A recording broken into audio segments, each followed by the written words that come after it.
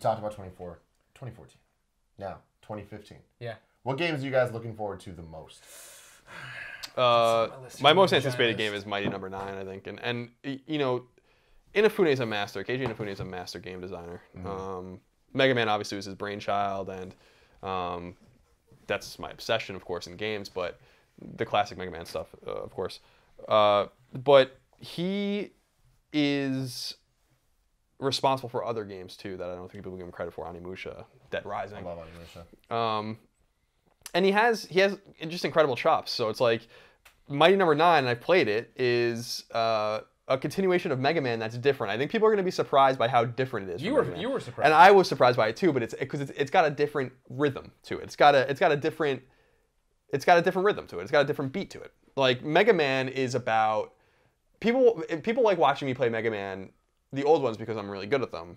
But I like playing Mega Man 9 and 10, and again, I can kind of recollect those more because, at least right now, because since the first time since I was a kid, you have to brute force your way through those games and then figure it out and then go about your business, so then it becomes muscle memory, just like Mega Man 3 is for me today. And I remember people watch me play Mega Man, and they're like, well, why aren't you being a little more finesse with Mega Man 9 and 10? I'm like, that's not how you play the game. Like, I'm going to figure out how to do this, and then I'm going to get better and better and better at it until I can do it with my eyes closed. And then I beat Mega Man 10 in like 24 minutes. You know, so it was like, you know, that's the way you get there. With Mega Man, or with Mighty Number 9, the game's about points and about kind of like skill and finesse. And that was what surprised me about it. It's about how quickly you can kill enemies and like how much you can chain them together and stuff. So it's Mega Man in the sense that the mighty numbers are robot masters, and they all have like different stages, and their weaknesses can be used on, you know, okay, that's great, but they're not Mega Man games.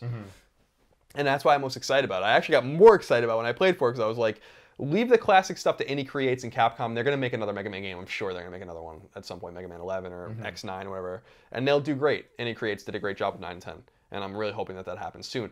This is an evolution with Inafune having enough time to think about something else to do with Mega Man and use that cachet that he built with Mega Man to make a new game. And so I think Mighty Number 9 is going to be fucking awesome. Yeah. And I'm really, really excited about it, especially on Vita. I think it's going to be right. Yeah, wait, what systems is it coming out? It's on everything. Oh, really? Yeah. Kickstarter, yo. Oh, man. It's gonna be on everything. Yeah, I don't know. I don't think it'll be on 3DS and Wii U. Maybe those are the only ones I think it won't be on. It's on PC. I think Xbox 360, N1, PS3, and PS4 Vita. So you'll be able to play it almost anywhere. But I'm oh man, I'm so excited about that game, and I think we're gonna see if he still has it, and I think he does. Soul Sacrifice is another example. Like he has these different ideas that meld different things he's done. Soul Sacrifice in a way with its bloody kind of, you know, aesthetic and kind of narrative is kind of a tie-in, not literally, but you can kind of see where he got from Onimusha. You know, so it's like I like looking at things like that, and I think that, you know, he's brilliant and he's totally counterculture in Japan, which is funny as hell to me too. So so that would be my most anticipated game. I thought long and hard on this, and I go back and forth between 1 game and 2 games. 1 game, 2 game. Is it A or B?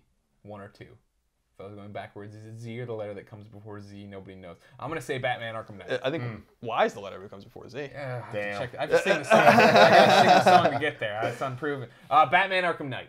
Obviously, I'm a huge DC comic book nerd. I loved all the other Batman games, and the fact that it's Rocksteady, it's a next-gen own. Like, this is the thing we kept talking about this year specifically, right, with PlayStation 4 and Xbox One, when we were waiting for that pendulum to swing, right, of like, when is it really going to be? What are we giving up on last gen? Exactly, and like a lot of people looked at Shadow of Mordor as being the first like true, this is a next-gen game, but there was a last-gen version of it.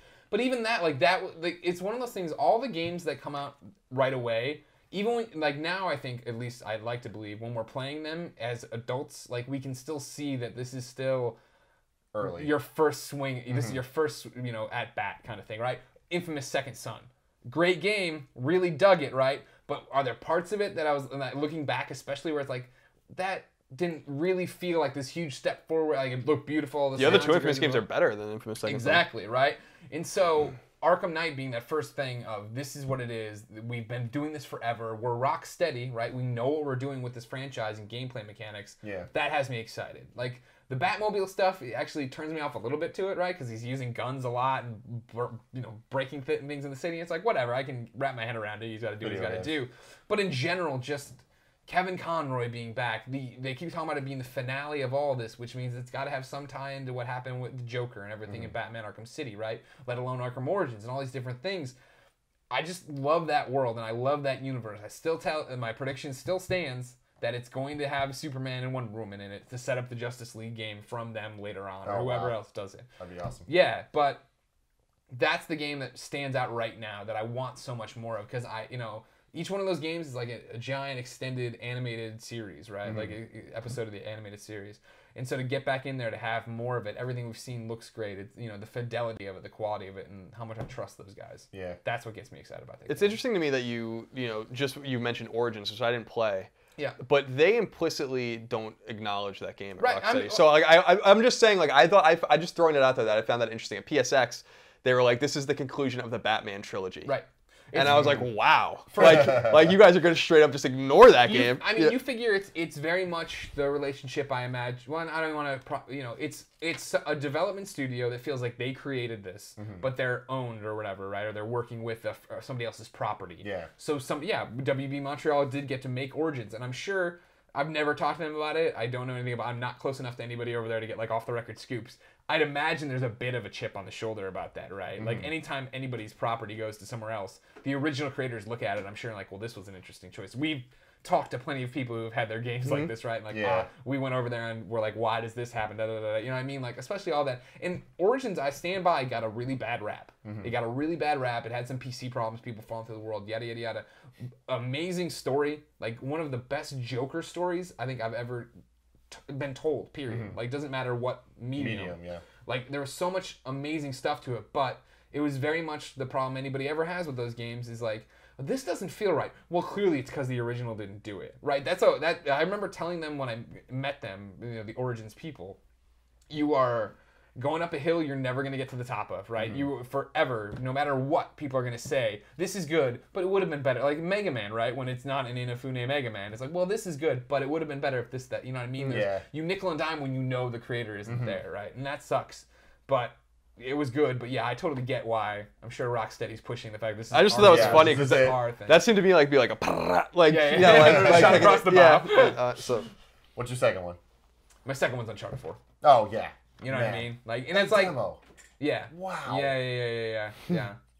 Are you fucking seeing this entire PlayStation experience? Colin elbowing me and talking to me as we watch this amazing demo. But yeah, I mean, like, it's gonna that be game so good. looks, and it's one of those things like.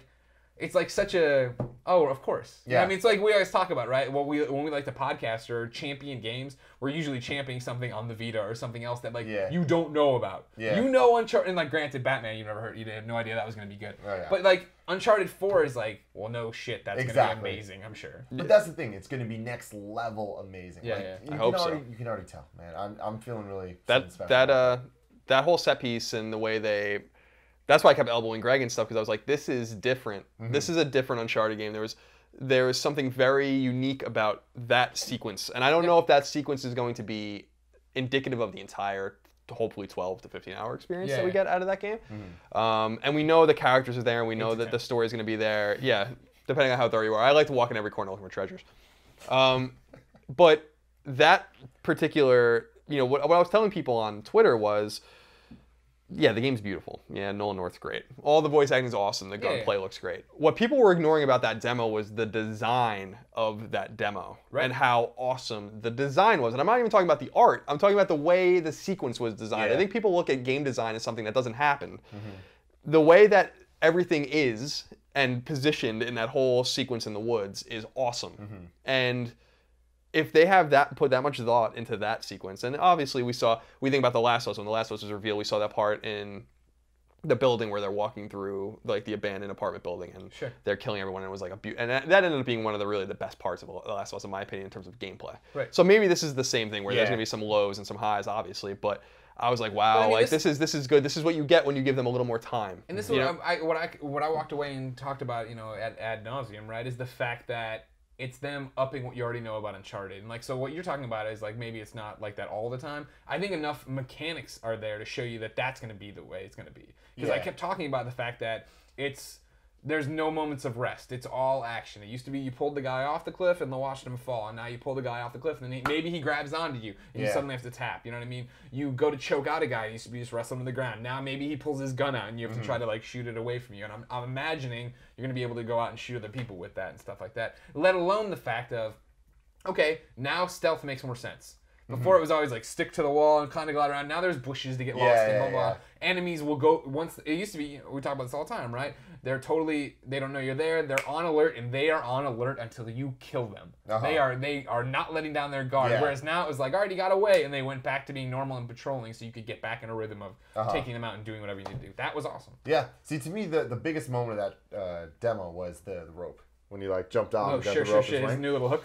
Yeah, and it's like, I wonder how many moments we're going to get like that. Because that's the thing where it's like, that was so perfect, where he hit that guy. And it's like, is that like a quick time event type thing? Or like, was he actually controlling that a bit, you know? Yeah. And I'm going to be very interested to see what they add like that throughout the entire game. Sure. We've been tricked enough in the past about what games were supposed to be based on demo impressions. Not playable demos necessarily, but you think about Killzone 2 with Guerrilla, you think about, which was, you know, funny in hindsight that we thought that the game was going to look like that. We think about even, you know, God of War ended up being a little more quick timing than people wanted it. I think that I'm not going on a limb at all. I mean, I've said it many times. Naughty Dog's the best developer in the entire world. Exactly. And so, like, the minds and the brains of that studio, even without Amy Hennig being there to monitor it, you assume she planted enough seeds for the story to be okay and the characters to be okay. Yeah. And with Neil and Bruce, who were responsible largely for Uncharted 2, which is a lot of people's favorite, not ours, but a lot of people's favorite, and then The Last of Us, so like, if it's 90% as good as The Last of Us, you have yourself arguably another 10. Yeah. So like I'm not so worried about Uncharted 4. You know, like and that's the thing you were saying. Like, it's my most anticipated AAA game, bar none. But we know that. It was the same way we felt about The Last of Us when it was like, we wrote about it, we cared about it. It's like, eventually it's like, yeah, we get it. Like, we're going to be excited about it. Let's talk about something else. And so that's why I'm not like, you know, friggin' banging the gong for this game. What game are you banging the gong? Kingdom Hearts 3. Now here's my problem. Is it going to be 2015? No, there's no way in God's green earth. No way in freaking hell. And that's the upsetting there's part. no way, man. But yeah, man, I want that game so bad, and like I feel like 2015 would be a good time for it. I think you're stretching it. Even think you're getting in 2016. Really? Because, yeah. A lot of as far as I understand, all right. So let's put all the pieces together, right? Yeah. Let's unpack it. The Final Fantasy 15. When I was in Japan and I saw it behind closed doors before they revealed that trailer, we saw it for the first time. You know, I was like, well, these guys driving a car. That's interesting.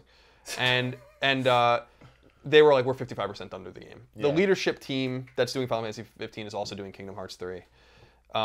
They're not presumably going to be able to give all their attention to one until they're done with the other, even though some of those guys I think are segueing now to the Kingdom Hearts team as this year progresses.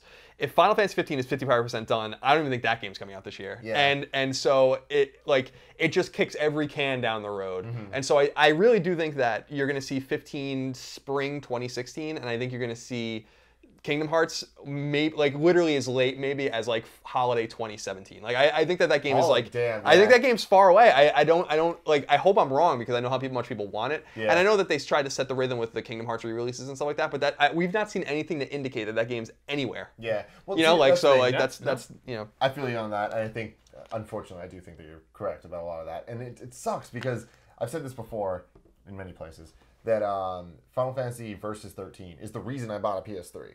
Well, that didn't work out too well at all. And now Final Fantasy, now that it's 15, like I'm really excited for that, but like the hype is kind of gone for me just because like it's gone for a lot of people. It's been way too long. They have to prove. The thing about Final Fantasy, the thing about Square is that they have a lot to prove. Like I'm not a company that's going to take them at their word with their AAA releases in the Final Fantasy series anymore. Not after 13. No way. You know, like. Yeah. And not even, I didn't even like 12. 12 is basically 2 games mashed together. Yeah. You know what I mean? And it's like, so you have something to prove to me. Now I'm excited. I'm excited in the sense that Final Fantasy 6 and Final Fantasy 4, like Final Fantasy Tactics, these are some of my favorite games. Yeah.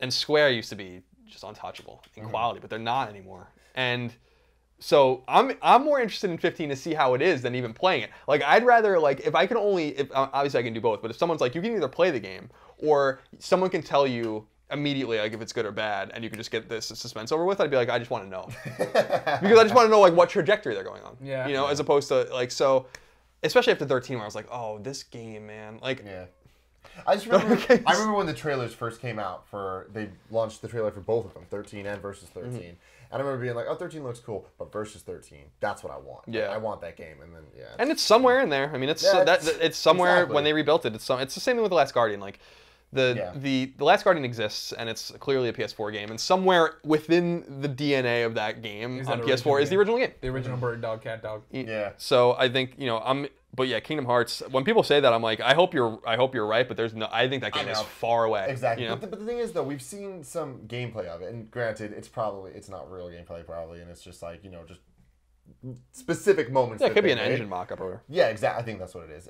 But it's like, it just looks so good, and it's been so long since we've gotten an actual canon entry in the series that's numbered. Not into this freaking like, oh, I'm dreaming about stuff, and this is like real. And, like, that's so exciting to me. And, like, just the idea of all the different worlds we can go to now, in addition to all the classic Disney stuff, which obviously I love. Like Frozen. Now we get to go to Frozen. Come on, guys. Are you really going to go to Frozen? Is that announced? It's not announced, but, like... You presume it's got to be in there. They're going to go. Just checking everything out now. But yeah, Marvel and Star Wars, right, are really the bigger things. And, like, that's... Well, I don't know if they're bigger. Nothing's bigger than Frozen. But, I mean, in terms of, like... It might be the reason why the game was...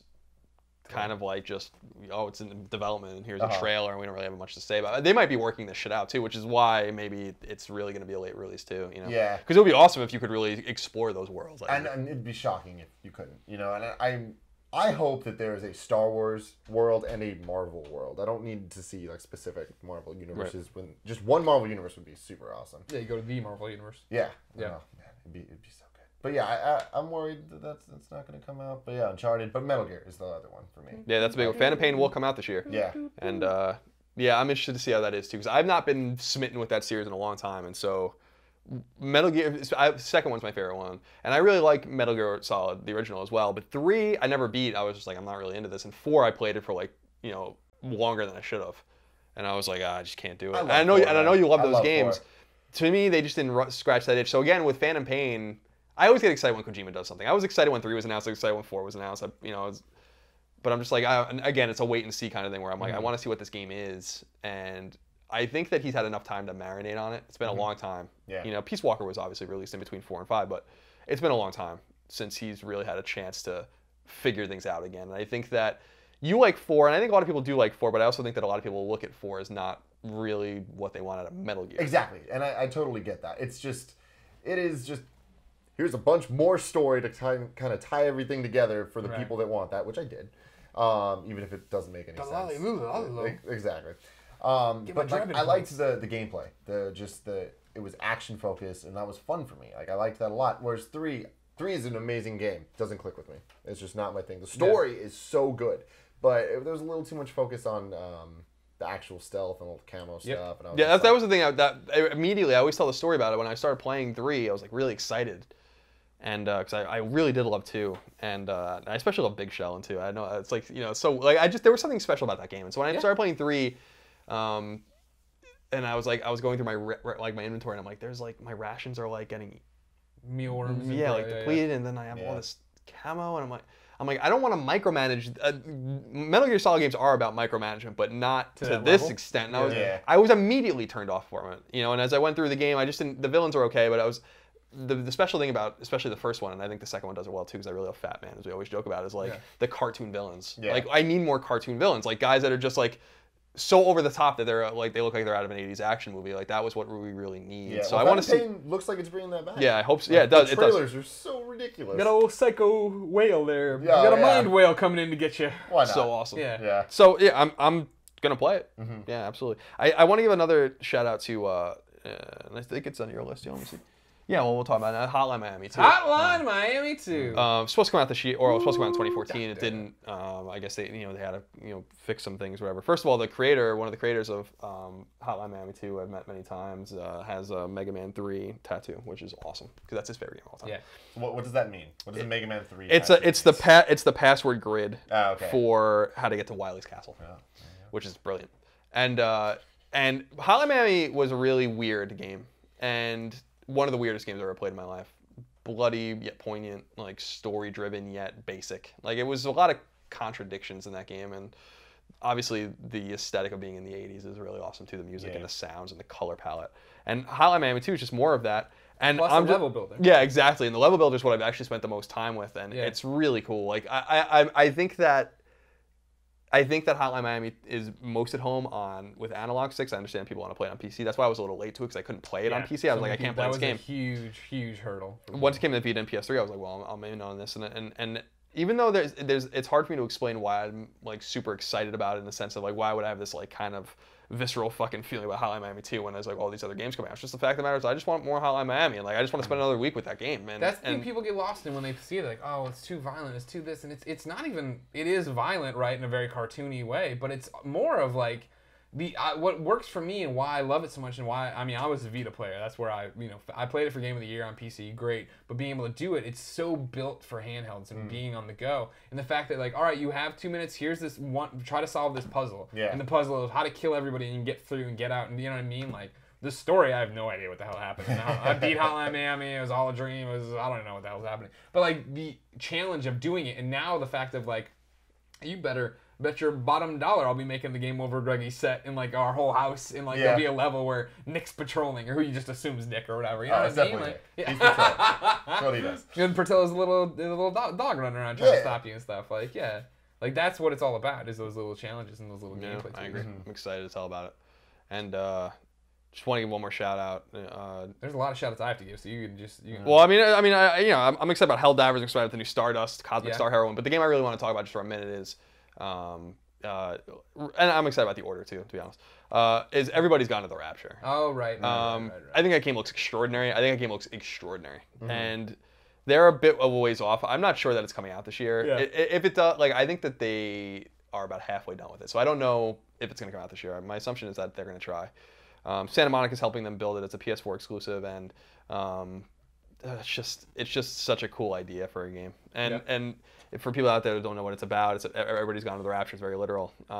It's about the rapture happening and people disappearing, and you're in this British town by yourself, going through people's houses and through their belongings, and going like in and out of buildings and all this, and just exploring at your own leisure, trying to just figure out what happened. Right. Yeah. And it's just awesome. And we've talked about this before. This is the kind of game that Sony gives indies the ability to make. This isn't a game that's going to sell 1 million copies. This isn't a game that's going to get a Game Informer cover or limited commercial accolades. It's just a game that is, I saw it at E3 last year behind closed doors, and knowing some of the people from Santa Monica that are working on it, like Deb Mars, that are helping with this game, it's like there's every reason to be confident in it. And so, as far as like adventure games or kind of more cerebral, Gone Home type games, I think that is the one to keep an eye on. This is exactly how I feel about Firewatch.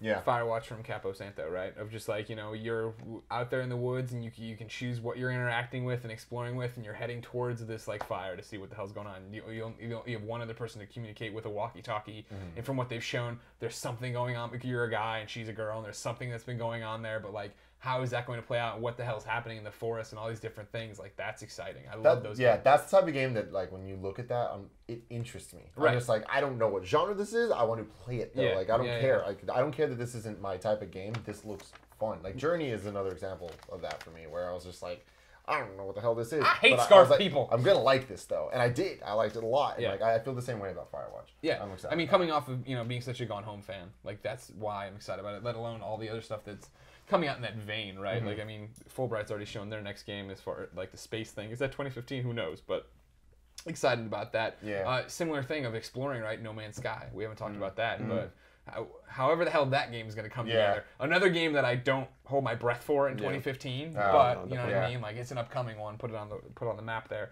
What else do I have here on my list here? Witcher 3.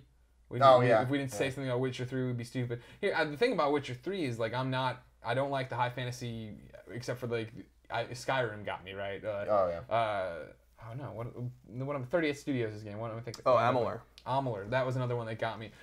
Everything I see from The Witcher gets me, and I don't like Dragon Age. Like Dragon Age just it doesn't work for me. But the action, the combat, and the visuals of Witcher 3 make me think. Witcher looks deep. Yeah, that's the word I think about when I see that game. Like, that game's deep. Yeah. And again, they got a lot more time to work on it too. Only good things can come from that. And then Persona 5, another shout out. Yeah, still wondering if that's really going to come out this year. Sure. I hold out hope. They have the Persona team can just do whatever they want. So it's just like, they have carte blanche. Remember, they have not made a game since Catherine. So like they have had a while to make this game. I think they know that they have to deliver. With Persona 5. Yeah. You know, so well, I think it's just the way like the general PlayStation audience has woken up to Persona, right? Like I remember Persona 3 hitting on PlayStation 2. It was right around the time I just started IGN or whatever, 2007 or whatever. Jeff was reviewing it and playing it and be like, this is awesome. And then Persona 4 and then, so it's Persona 3 coming to PSP and all these different things. Yeah. All these things that weren't making giant waves. And then now with Vita, it seems like everyone who's a PlayStation fan and listens to us knows about Persona and now is into it. Yeah. That's awesome. I'm really excited for Ori and the Blind Forest. Right. Another beautiful game. I'm a big fan of beautiful games. Yeah. So that one's definitely. That's the same way I feel for Below. Oh yeah. Seen Below, right? You know, coming off the shore, going in and trying to get further than the last person to go down there and do this different thing. Same thing with Massive Chalice as well. Like that's the one I was telling you about. That's like Final Fantasy Tactics, right? Like go out, do this. Time is passing. You have to marry off your people so they breed the next generation of warrior you can go use. You're picking up their attributes as they go, so like people can have like not deformities but deficiencies if you weren't paying attention to how you're breeding people, which is weird to talk about breeding people, but it's awesome. It's an awesome gameplay mechanic super cool. of trying to keep your keep alive for 500 years. What was that game that was shown at PSX? I'm not sure if it's already out on PC and stuff, but there was a Forest and like The Forest isn't that it's just called? called The Forest. Yeah. That game looks out, awesome. Yeah, It's already out on PC. On PC it is. Yeah. I got reprimanded by the PC crowd when I was like, "This game looks great." Look, it's already. The game really does look awesome. Yeah, I mean, I don't know. cool. I don't know. I've never looked into it beyond that particular trailer. Yeah. Seems to me that it's basically horde mode, and I mean, this is my interpretation of why I got excited about it. That it's horde mode in a forest, and you have like X amount of time to build reinforcements, and then it gets nighttime or whatever, and then everyone attacks you. Yeah. I mean, that seemed. And it's cool. It's like using actual Forest stuff. Yeah. That's fun. Using actual Forest stuff. Yeah, you know, video games get all crazy and it's just like, horde mode, and you got a like, robot these, tree. Like, no, it's like no, just trees. I like that. Yeah. It's really fun. Gotta go Nintendo here. Zelda. Of course. Will it come in 2015? No. Yeah, I don't think so either. Yeah. Star Fox, I doubt it. I really, really, really hope so. We're definitely getting Yoshi's Woolly World. Yeah. And I don't think many people are that excited. Big old Yoshi. But man, Yoshi, the Yoshi games, I love them so much because they're different than the Mario platformers. And Super Mario World 2 Yoshi's Island is one of my favorite games of all time. I think the level design of that is just impeccable. And Yoshi's Island on the DS, not so good. Yoshi's Island on the 3DS, really not so good. But this one, I'm holding out my thoughts on it. I want it to be good. I want it to be amazing. And Nintendo's been doing really good lately. Captain Toad, awesome. Captain Toad is fantastic. Yeah. So yeah, I'm looking out for that. Okay. Yeah. What else do we got? There was one more. Battlefront. Star Wars Battlefront. Do we know that that's this year? Do we think it's this year? I don't think so. We haven't seen it at all, all except for the ad. Yeah, the teaser trailer. But yeah, like, that's enough to get us excited, right? Yeah. That's the one that Amy's working on now with Todd. Is that right? No, I mean she's working on a different Star Wars. I can't keep up with them. Presumably, yeah. I don't think she's announced what Star Wars game she's working on, but Battlefront was again. I don't know when she was working on Uncharted 4, so you assume she wants to write her own game. Yeah.